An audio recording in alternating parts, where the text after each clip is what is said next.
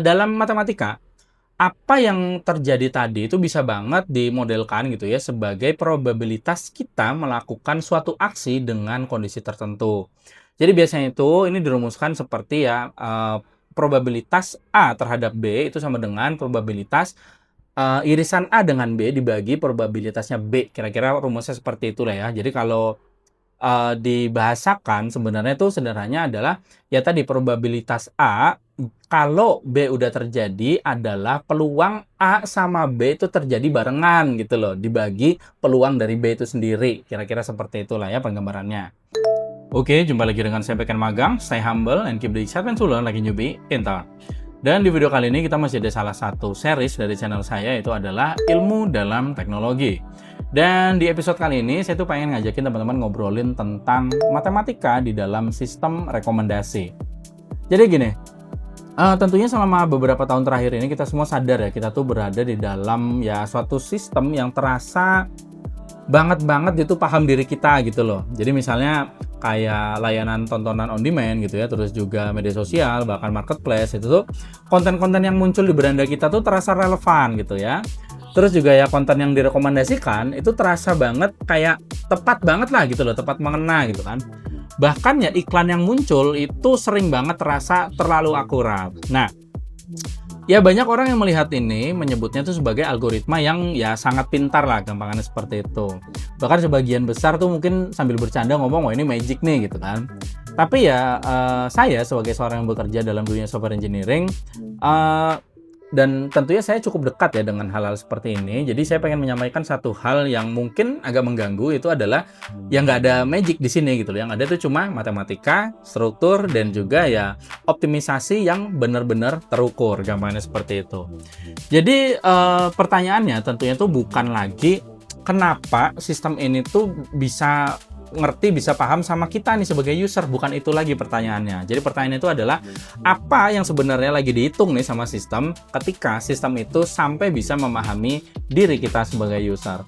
Jadi gimana pembahasannya? Simak video ini sampai habis dan biar gak banyak cincong, kita langsung aja let's get it on. Please like, share, comment, and subscribe.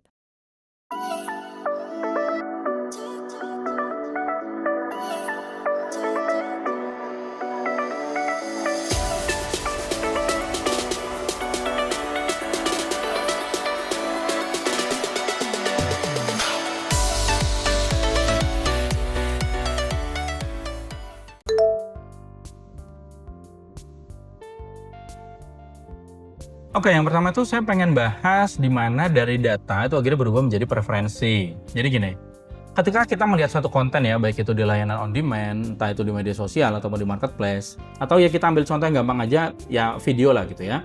Ketika kita lagi nonton suatu video gitu ya, namanya sistem, itu tuh dia tuh nggak cuma melihat apa yang kita tonton, nggak sampai di situ doang gitu ya. Jadi sistem ini akan mencoba menjawab satu ya pertanyaan yang jauh lebih abstrak lah, kira-kira seperti itu. Itu adalah seberapa besar kemungkinan kita buat menyukai hal yang serupa dengan itu, kira-kira seperti itu. Nah, disitulah kita masuk ke konsep pertama dalam sistem rekomendasi, yaitu adalah representasi vektor. Gimana sih maksudnya? Jadi gini, dalam matematika modern, terutama dalam ya bidang machine learning ya, preferensi manusia itu tuh direpresentasikan sebagai vektor dalam ruang berdimensi tinggi, gampangannya seperti itu. Jadi secara sederhana itu, setiap pengguna ya, setiap user itu tuh bakal direpresentasikan sebagai vektor. Nah, sementara setiap item, mau itu video, konten gitu kan, terus juga ya produk gitu, itu tuh juga bakal direpresentasikan sebagai vektor juga gitu. Jadi dimensi dari vektornya ini tuh bisa sangat besar gitu loh. Jadi bisa puluhan sampai ya ratusan parameter. Misalnya ya kayak minat terhadap suatu topik tertentu gitu, terus juga durasi konsumsi konten, terus juga interaksi sebelumnya. Nah, itu tuh dibungkus semua itu gitu loh. Jadi semua itu bakal diproyeksikan ke dalam ruang matematis, kira-kira seperti itu. Nah, setelah itu, sistem itu bakal menggunakan ya suatu function kesamaan gitu loh. Kayak misalnya itu ya ada position similarity, terus juga ada dot product gitu kan. Untuk apa? Dia tuh untuk mengukur gitu loh seberapa dekat preferensinya kita nih sebagai user dengan karakteristik dari konten. Gampangnya kayak gitu. Jadi secara intuitif itu berarti kan semakin dekat nih dua vektornya itu tadi, berarti kan semakin tinggi kemungkinan kita menyukai konten tersebut. kira-kira seperti itu poinnya ya. Jadi yang menarik itu apa? Yang menarik itu gini, sistem itu tidak memahami kita sebagai manusia gitu loh. Jadi usernya nggak kelihatan kayak orang gitu loh. Sistem itu cuma memahami kita itu sebagai ya pola numerik gitu loh dalam ruang multidimensi. Kira-kira seperti itu ya, nangkep ya poinnya ya. Jadi pada titik itu tentunya ya kita mulai melihat suatu ya pergeseran yang penting gitu loh. Jadi kita ini bukan lagi sekedar user ya, bukan lagi sekedar pengguna, tapi kita adalah representasi matematis gitu loh dari perilaku kita sendiri. Kira-kira seperti itu. Jadi ketika yang namanya sistem itu tadi terlihat paham nih sama diri kita sebagai user, yang sebenarnya terjadi adalah ya sistem menemukan pola yang secara statistik itu mirip dengan apa yang kita lakukan sebelumnya. Kira-kira seperti itu ya poinnya ya.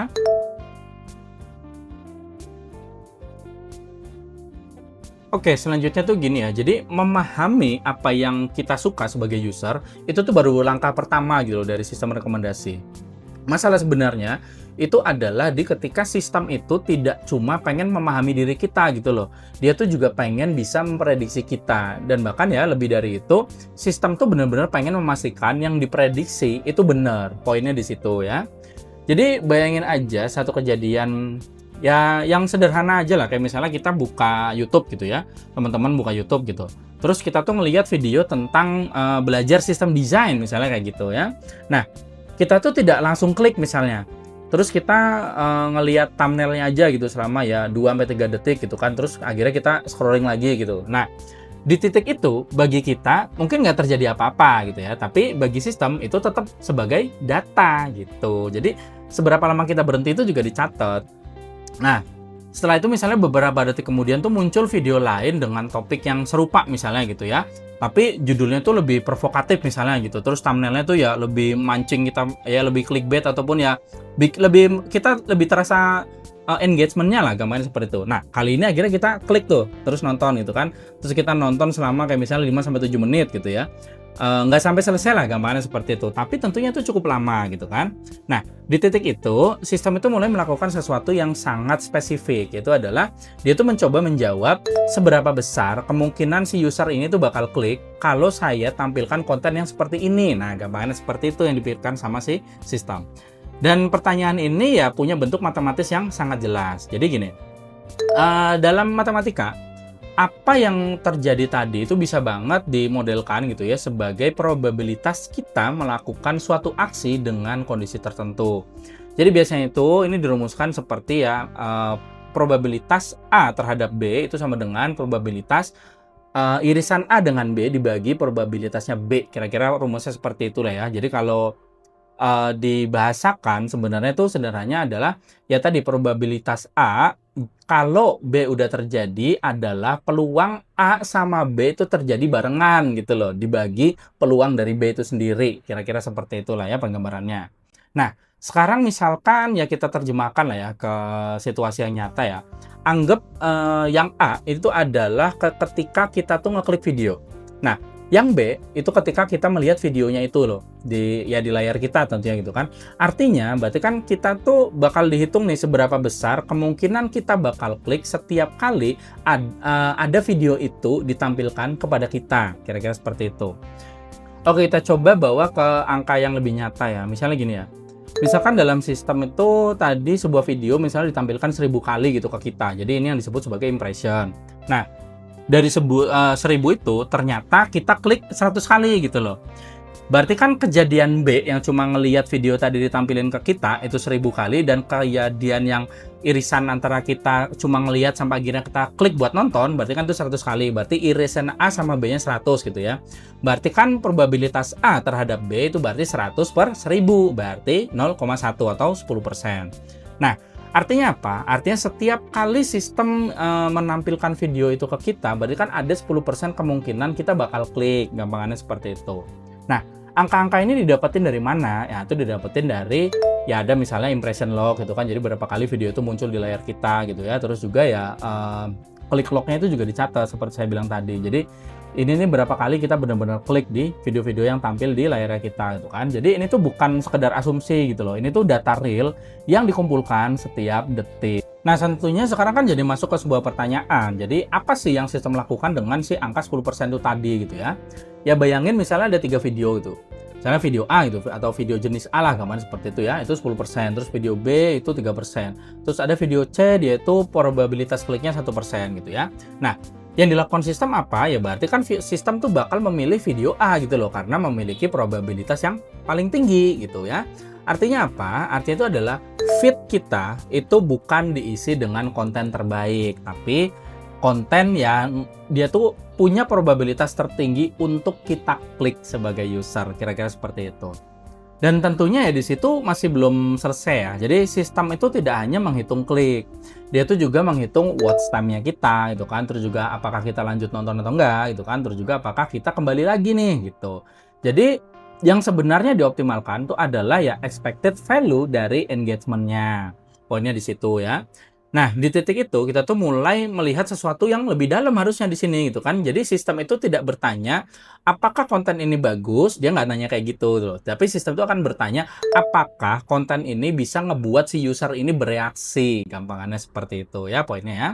Jadi ketika kita melihat ya satu video itu muncul gitu ya di beranda kita tuh berulang kali, itu tuh bukan kebetulan gitu loh. Itu karena sistem itu sudah menghitung dulu kalau kita itu kemungkinan besar yang nggak bakal mengabaikan video itu gitu loh. Ada probabilitas yang tinggi buat tidak mengabaikan itu. Nah, sekarang kita kembali ke kasus yang tadi ya. Kita melihat video pertama, kita nggak klik. Tapi kita melihat video kedua, kita klik dan akhirnya tonton gitu kan. Nah, bagi sistem, itu tuh berarti versi kedua dari konten ini tuh memiliki probabilitas lebih tinggi untuk membuat kita klik. Dan akibatnya apa? Akibatnya adalah jenis konten seperti itu akan lebih sering muncul lagi di berandanya kita. Gambarnya kayak gitu.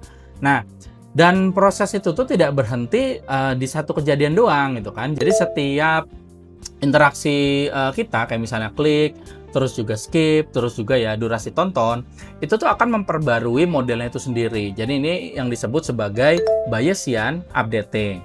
Nah, gambarannya seperti apa? Gambarannya tuh kayak gini.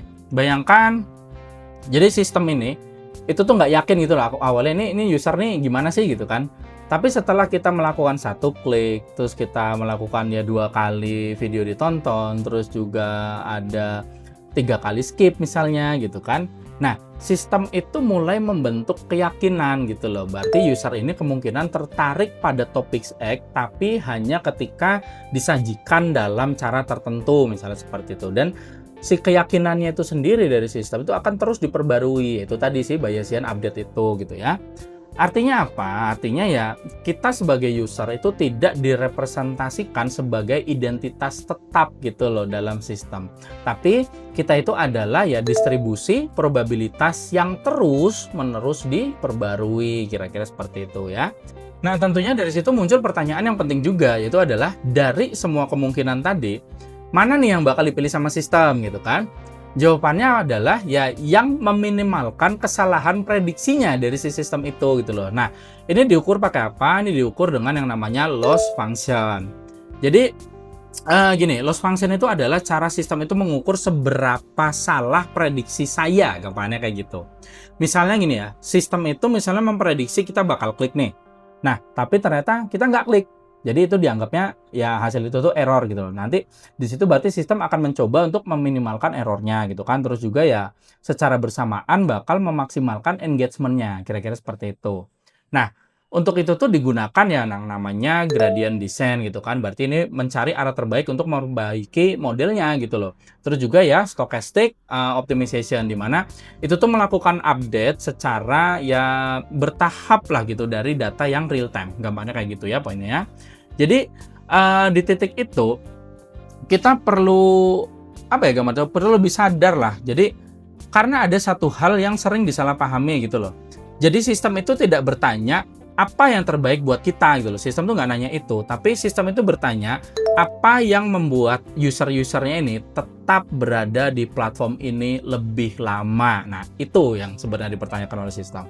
Dan jawaban dari pertanyaan itu ya tentunya ditentukan oleh matematika itu tadi gitu loh. Jadi pertanyaan untuk kita tentunya ya sekarang berubah gitu loh. Bukan lagi kenapa nih saya suka konten ini gitu kan, bukan lagi ke situ, tapi adalah kenapa sistem itu memilih untuk terus menunjukkan konten-konten seperti ini ke pada saya. Kira-kira seperti itu ya.